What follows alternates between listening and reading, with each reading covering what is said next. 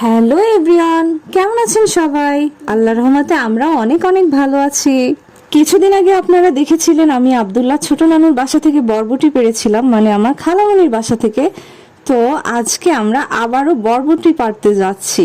আব্দুল্লাহ তো মহা খুশি, সে একেবারে নাচতে নাচতে আমাদের সাথে চলে এসেছে। আব্দুল্লাহ যতটা চঞ্চল তা দেখে কখনো বোঝার উপায় নাই।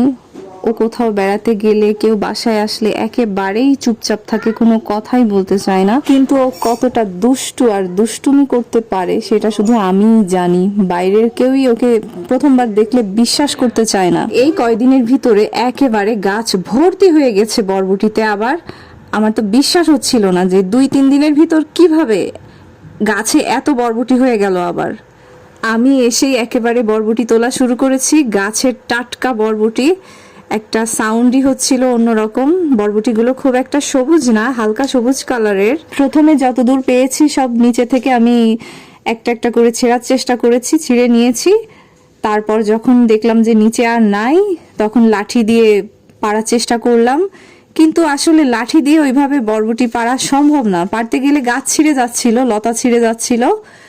তো এই জন্য ভাবলাম যে আসলে মই দিয়ে গাছে উঠতে হবে। এবার আব্দুল্লাহ নানা ভাই মইয়ে করে উঠে গাছ থেকে বরবটি পারছিল। তখন মইয়ে উঠে দাঁড়িয়ে অনেক অনেক বরবটি পারলো।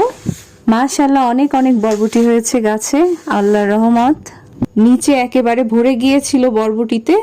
তো আমি আর আব্দুল্লাহ একটা একটা করে কালেক্ট করছিলাম। বরবটি পাড়ার মাঝখানে হঠাৎ করে লক্ষ্য করলাম আকাশে একেবারে ঘন কালো মেঘে ঢেকে গেছে।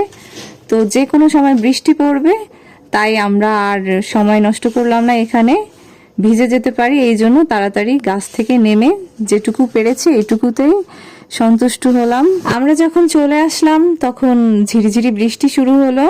তো বেশ ভালোই লাগছিল, ওয়েদারটা অনেক সুন্দর। মাশাআল্লাহ, ওয়েদারটা সত্যি অনেক চমৎকার। সামনে শীত আসছে, কিন্তু এবার মনে হচ্ছে বর্ষা বিদায় নিতেই চাচ্ছে না। আব্দুল্লাহ বৃষ্টিতে ভিজে ঠান্ডা লেগে যেতে পারে, এই জন্য আমি একটু তাড়াতাড়ি বাসায় যাচ্ছিলাম।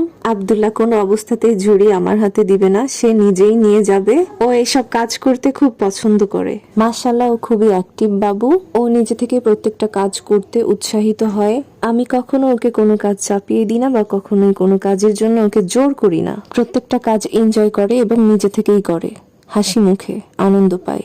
এভাবেই আমাদের সারাটা দিন হাসি আনন্দেই কেটে যায়। আমাদের ভালোবাসার এই ছোট ছোট মুহূর্তগুলো আমি আপনাদের সাথে শেয়ার করি এবং করার চেষ্টা করি। আমাদের ভিডিওটি দেখার জন্য সবাইকে অনেক অনেক ধন্যবাদ। সবাই ভালো থাকবেন। আল্লাহ হাফেজ।